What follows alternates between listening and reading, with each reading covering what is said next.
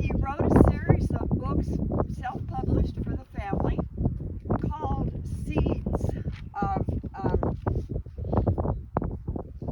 Seeds of what? Spiritual Reflection. Yeah, Spiritual seeds of reflection. Yeah. Right. And we talked about what we should call it.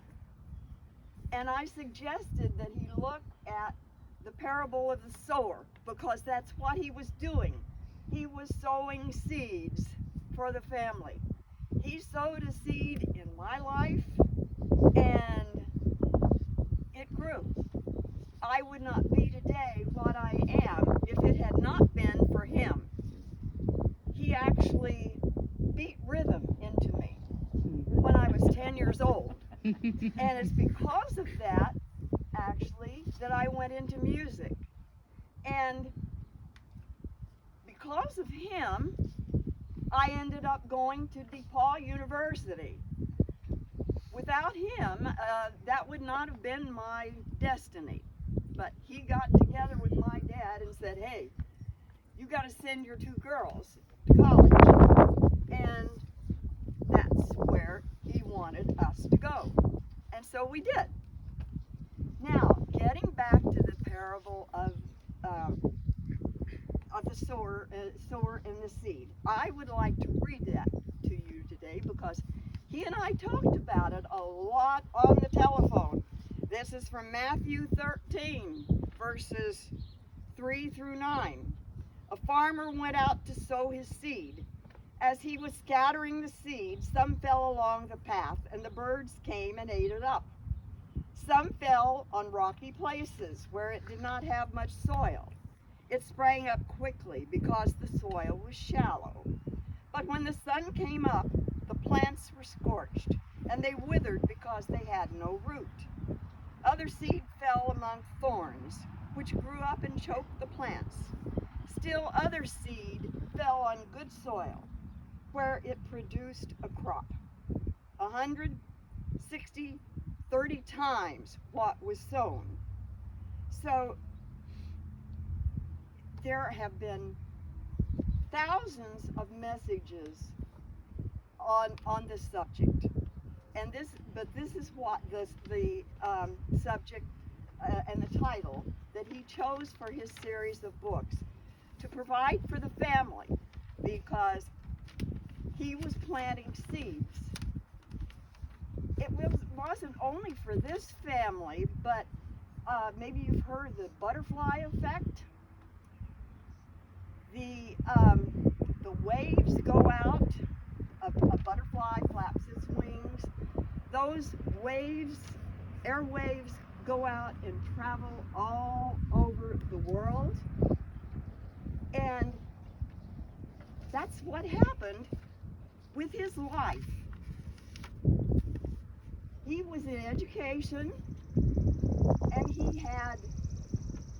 he influenced who knows how many thousands of lives in his lifetime. It's innumerable. It's like, and we're all, life is like being on a train. We're all passengers on the train. Some of us get off at one point and others go on. And each one of us is going to get off at some point. But while we're on that train, we connect with people and impact their lives in ways that we never realize. Now, I would like to read the epilogue to the book that he wrote that is available on Amazon. And I think it's very meaningful. This is a book, it has a lot of family history in it. And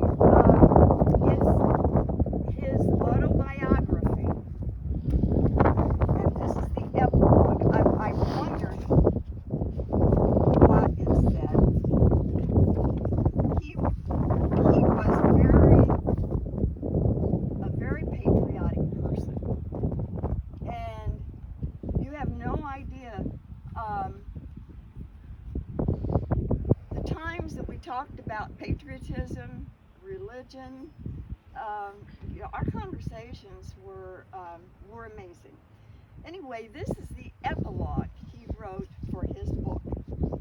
I praise my God for providing the founding fathers of my country the wisdom to form the Constitution of the United States of America and giving me the opportunity to be a citizen of the country it created and to defend its existence.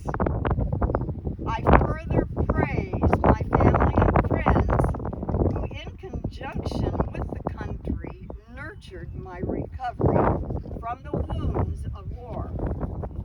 Above all, I praise my God for guiding me through taxing circumstances so I might enjoy a productive, unusual, and interesting life. So, rest in peace, Thomas Jefferson. He and my mother would always end visits and also telephone conversations repeating some which is on the inside of your bulletin. And at the end of the service, after Julia speaks, we'll go ahead and repeat this together. So, at this point, Julia.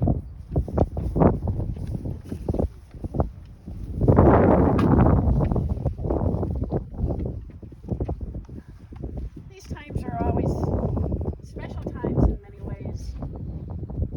And I have a verse that I found, several years back that's been a part of our family. I read this verse at my husband John's memorial service. It's in the front of the family history, ancestry book that I got together that Shaylee had a copy of, so there's one in Boise. Someplace, but anyway, I don't know. It was always a very comforting verse to me. Our life is like some vast lake that is slowly filling with the stream of our years. As the waters creep surely upward, the landmarks of the past are one by one submerged. But there shall always be memory to lift its head above the tide until the lake is overflowing. So one of the memories that I'm going to share with you, some of you were there to experience it, but I'm going to read the verse that T.G. read the night that we were all together at his apartment 2.5 years ago when Judith and I made a trip to Boise. This is from a book that unfortunately I forgot to copy the name of, but if you get online, I'm sure you can find it. As T.G. read it, I find myself reflecting on the Last Supper of Jesus. We seldom recognize a final occasion when it's happening. Only in retrospect do we recognize that was the last. Then we recall every moment, every gesture, and try to draw from it what we will carry with us for the rest of our lives. So easy we take for granted the meals of every day. They're so regular and common, so ordinary as long as they continue. But when it is the last one, all the previous ones are drawn into it, and it becomes a singularity, a once and never again. It becomes a rare, precious moment to be treasured forever. So, create all those memories, remember all of them, and particularly the ones you shared with Tom Lee. Is there anybody else who would like to say something? I would. Okay.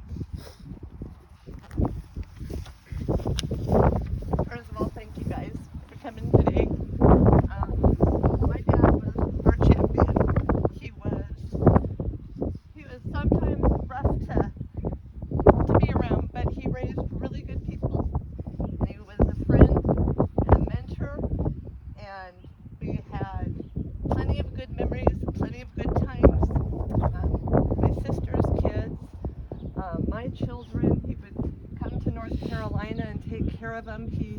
He and Mom came down when Glenn was in Enoch and I was in training in Tennessee and lived through Hurricane Fran. It was a really bad one in Fayetteville. And he took Thomas to get his first school shots, and Thomas didn't like that. And he screamed and he yelled, but he was always there. And he, God rest his soul, was one of the best and strongest men I ever knew. And I am so thankful. I've said it 100,000 times, but I so thank my Heavenly Father for giving me this earthly father. Anybody else? Okay. So I don't remember the day of my birth, but I feel like I do because I've been told about it so many times. And the big thing is, these two ladies right here were there, and I feel like I've known them ever since that day. This family means everything to me, as it did to my dad. One of the last really great dinners I had with him alone. Before he got sick, I had gone, before the pandemic began, I'd gone over and joined him at dinner at the dining hall at the terraces where he lived. And he said, honey, he said, when I go, he said, you may be lonely. And he said, you may not know where to go. He said, you have a family in Bedford. And I do. And thank you. Rest in peace, Daddy. And rise in glory. We've been talking about Tom Lake. You should know also that Patty Lee's ashes are in this earth as well, and they're resting together in this location. And I think probably this would be the point that we would all recite together the psalm each time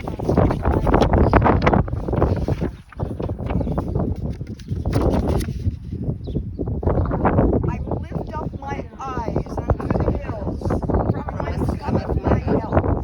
My help cometh from the Lord, Which made heaven and earth. he He will not suffer thy foot to be moved. He that keepeth thee will not slumber. Behold, he keepeth Israel, shall neither slumber nor sleep. The Lord is thy keeper. The Lord is thy shade upon thy right hand. The sun shall not smite thee by day, nor the moon by night. The Lord shall preserve thee from evil. He shall preserve thy soul.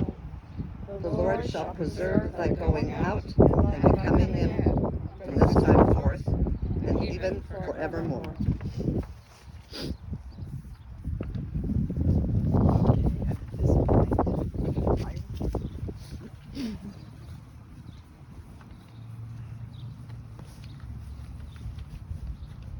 Man that is born of a woman is of few days and full of trouble. Cometh forth as a flower and is cut down. He fleeth also as a shadow and continueth. For as much as God has taken from this world the soul of our departed comrade, who will now commit his ashes to the ground to sleep, and his soul to endless peace. The dust will return to the earth as it was, and the spirit shall return to God who gave it. Now our soldiers' days are o'er, now his battle days are past. Now on the farther shore lands our warrior at last. Father, in thy gracious kingdom,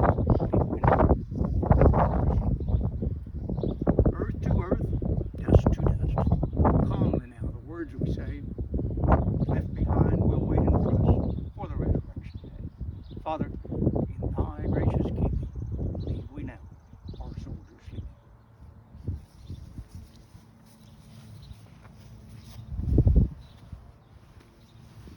The United States government, through the American Legion, presents to you the flag under which our comrades served.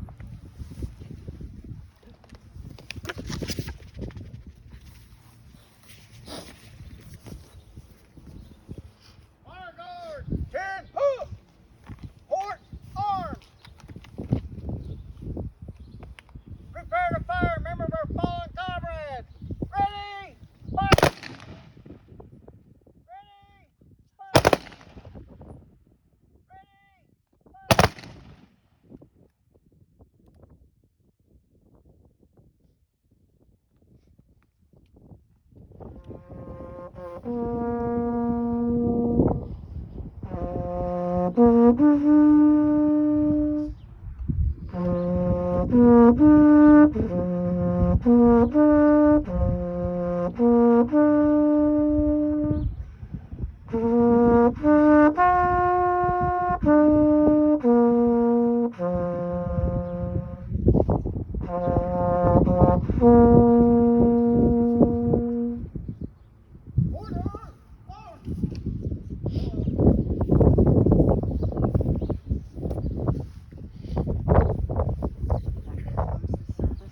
This concludes service, and I'm gonna keep my hand on this. There, you are ready for me.